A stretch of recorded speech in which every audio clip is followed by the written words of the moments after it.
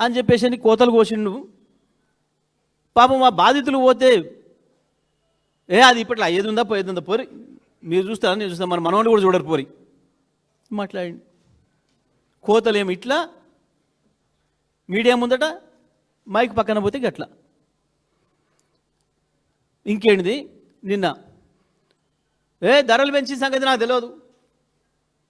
సిగ్గనిపించాలి కదా మంత్రి చెప్పుకోవడానికి బయటికి. ఒకవేళ తెలియకుండానే చేసినా, ముఖ్యమంత్రి చేసినా, ఎవడన్నా నాకు తెలిసేసి చేసిండా అడిగి చేసినా చెప్పుకోవాలి. దానికంటే ముందు రోజే ప్రకటించారు తెలంగాణలో ధరలు ప్రకటించమని, తెల్లారే పెరిగినాయి. మళ్ళీ ఇవ్వాలి నిన్న ఈయన స్టేట్మెంటు, నాకు తెలియకుండా పెంచారు మళ్ళీ పెరగనియను. అసలు మాటకు చేతకు పొంతన లేకుంటుండ్రు. జూపల్లి కృష్ణారావు ఆయన మంత్రి, బ్రాండ్లు ఎందుకు మార్చిర్రు, నాకు తెలియకుండా మార్చిర్రు.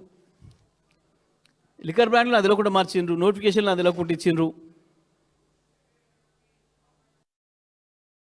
కమిటీ కాడ నుంచి వెళ్ళి ప్రాణహిత వచ్చి ఇక్కడ కలిసేటప్పటికి నీళ్ళే కొత్తగా చేరవు. ఎక్కడెక్కడికి వస్తాయో చెప్పుర్రి. అసలు అది ఎక్కడుందో తెలియదు మేడిగడ్డ, అయినా మాట్లాడేస్తారు. ఎమ్మెల్యేల సర్కోసులు ఫీట్లు ఇంకా గమ్మతిగా ఉంటాయి. రాజగోపాల్ రెడ్డి